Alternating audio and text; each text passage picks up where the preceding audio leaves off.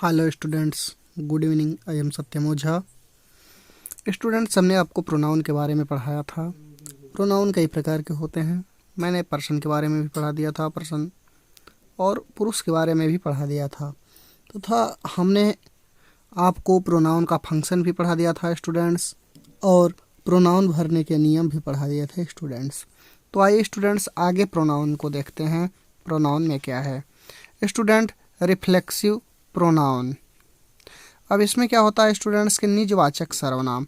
आइए स्टूडेंट्स यहाँ देखते हैं कि the pronoun which runs back upon the subject when the action is done is called reflexive pronoun.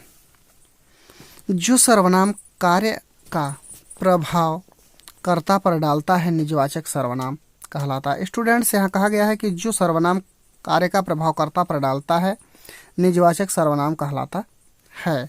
Students, आइए example देखते हैं। मैंने अपने मन में कहा। स्टूडेंट्स, मैंने अपने मन में कहा अर्थात मेरे कार्य का प्रभाव मेरे ऊपर ही है, तो हो जाएगा I said to myself. यहाँ स्टूडेंट्स दो क्रियाएं सिर्फ लगती हैं, सेल्फ और सेल्वेज। एक सिंगुलर नंबर में आता है, दूसरा प्लूरल नंबर में आता है। एक कुल मिला के 9 होते हैं स्टूडेंट्स। आइए देखते हैं। दूसरा है लड़के ने अपने आप को चोटिल कर लिया। The boy hurt himself.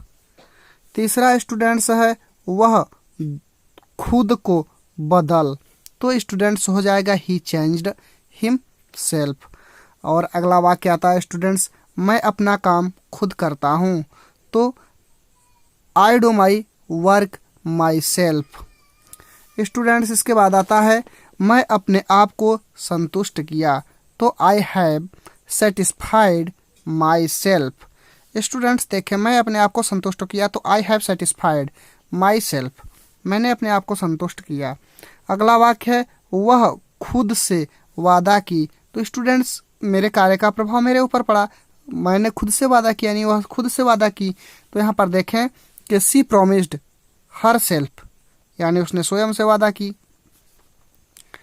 तो यहाँ पर देखें स्टूडेंट्स, वह खुद की प्रशंसा की, तो she praised herself. Students आगे देखें यहाँ पर कि इन वाक्यों में myself, himself, herself reflexive pronoun निजवाचक सर्वनाम है। स्टूडेंट्स यहाँ पर देखें आप कि जिन शब्दों में सेल्फ या सेल्वेज लगा होता है वे रिफ्लेक्सिव प्रोनाउन कहलाते हैं। ये 9 है स्टूडेंट्स, 9 प्रकार के होते हैं। सिंगुलर रिफ्लेक्सिव प्रोनाउन, और यहाँ पर देखिए आप स्टूडेंट्स देख सकते हैं कि प्लूरल रिफ्लेक्सिव प्रोनाउन। तो स्टूडेंट्स साफ साफ दिखाई दे रहा है कि 9 होते हैं, जिनमें आपको हम पहला देते हैं माई सेल्फ। ये सिंगुलर रिफ्लेक्सिव प्रोनाउन है students. They, thy self, your self, him self. पांचवा है स्टूडेंट, तीसरा हाँ, चौथा स्टूडेंट्स इट्स सेल्फ। पांचवा है स्टूडेंट्स हर सेल्फ, और छठवां है आवर सेल्फ। स्टूडेंट्स इन सब में सेल्फ लगा हुआ है। माई सेल्फ हो गया, जैसे दाई सेल्फ हो गया, योर सेल्फ हो गया, हिम सेल्फ हो गया, इट सेल्फ हो गया, हर सेल्फ हो गया, आवर सेल्फ। ये तो सिंगुलर नंबर में आते हैं स्टूडेंट्स। ये रिफ्लेक्सिव प्रोनाउन सिंगुलर नंबर में आता है 6, और जो 3 हैं ये प्लूरल्स नंबर में आते हैं रिफ्लेक्सिव प्रोनाउन स्टूडेंट्स। इसमें सेल्वेज लगा होता है स्टूडेंट्स, जैसे आवर सेल्वेश, योर सेल्वेश, देम सेल्वेश। तो स्टूडेंट्स ये प्लूरल्स नंबर में आते हैं। ये रहे आपके 9 रिफ्लेक्सिव प्रोनाउन स्टूडेंट्स इस प्रकार से। तो स्टूडेंट्स ये रहा आपका रिफ्लेक्सिव प्रोनाउन। तो आइए आगे देखते हैं स्टूडेंट्स क्या है इसके।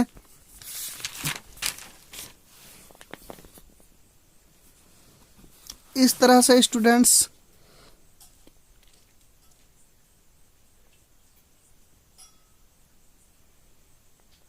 आपका रिफ्लेक्सिव प्रोनाउन समाप्त होता है।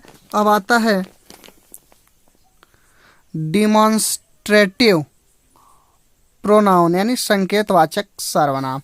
तो डिमॉन्स्ट्रेटिव प्रोनाउन में क्या होता है स्टूडेंट्स, देखें कि a pronoun which points out the noun to which it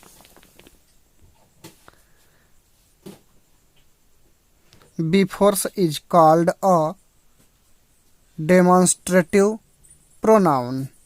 students इस प्रकार से है वह, इसमें बता रहा है स्टूडेंट्स जो सर्वनाम उस संज्ञा की ओर संकेत करता है जिसके लिए वह प्रयुक्त हुआ है, संकेतवाचक सर्वनाम कहलाता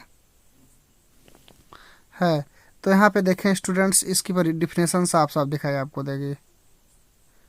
यहाँ पर देखें इस तरह से, मैं पुनः इसको रिपीट कर दे रहा हूँ स्टूडेंट्स। डिमॉन्स्ट्रेटिव प्रोनाउन संकेतवाचक सर्वनाम के pronoun which points out the noun to which it refers is called a demonstrative pronoun कि जो सर्वनाम उस संज्ञा की ओर संकेत करता है जिसके लिए वह प्रयुक्त हुआ है, संकेतवाचक सर्वनाम कहते हैं। स्टूडेंट्स यहाँ देखें डिफिनेशन हो, तो पहली डिफिनेशन रहे, दूसरी डिफिनेशन देखें कि use this pronoun to point out a particular person, place or idea. इन सभी चीज़ों के लिए हम इसका प्रयोग करते हैं स्टूडेंट्स। अब जैसे यहाँ पर देखें स्टूडेंट्स, यह मेरा घर है, तो दिस इज माई हाउस। यह मेरा घर है, यानी यहाँ संकेत किया जा रहा है यह मेरा घर है, ये संकेत कर रहा है कि मेरा ही घर है, तो दिस इज माई हाउस।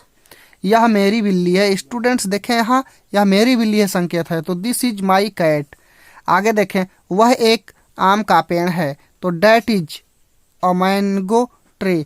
वह एक, देखें संकेत किया जा रहा है कि वह एक आम का पेड़ है, तो that is a mango tree. Students देखें, एक कमीज है, कमीज के लिए संकेत किया जा रहा है, तो देज आर कमीज। तो आगे देखें स्टूडेंट्स क्या होता है कि डिमॉन्स्ट्रेटिव प्रोनाउन।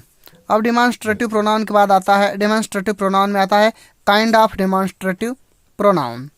तो students there are only 4 demonstrative pronouns कि they are the same words as demonstrative pronoun adjective.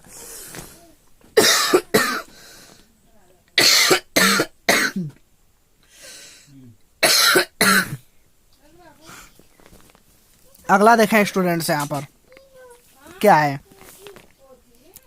यहाँ पर बताया कि they are some words demonstrative adjective, यानी डेमॉन्स्ट्रेटिव प्रोनाउन की तरह डेमॉन्स्ट्रेटिव एडजेक्टिव भी होते हैं।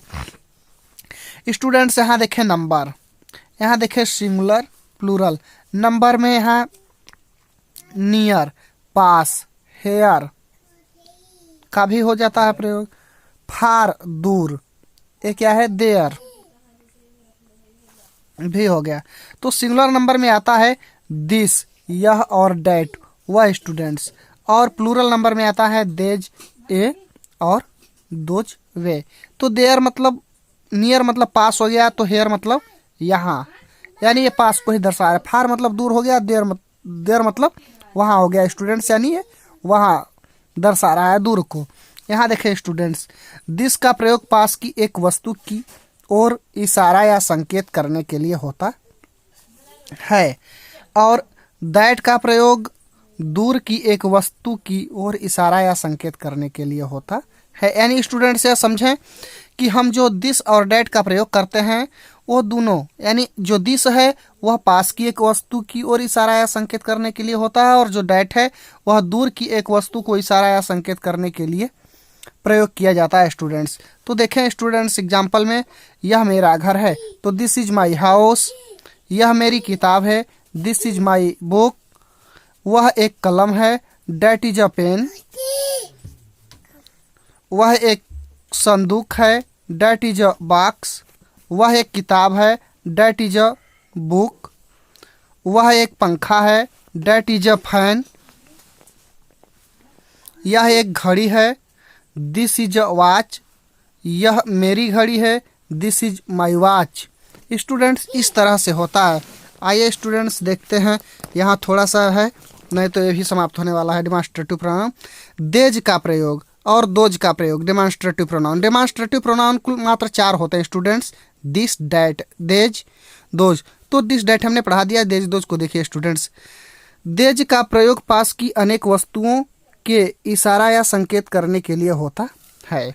दोज का प्रयोग दूर की अनेक वस्तुओं के इशारा या संकेत करने के लिए होता है। स्टूडेंट्स आपने यहाँ आप पढ़ेंगे कि देज का प्रयोग हम पास की अनेक वस्तुओं की देज का प्रयोग हम पास की अनेक वस्तुओं के इशारा या संकेत करने के लिए करते हैं, और दोज का प्रयोग हम दूर की अनेक वस्तुओं के लिए इशारा या संकेत करने के लिए करते हैं। स्टूडेंट्स एग्जाम्पल देखें कि देज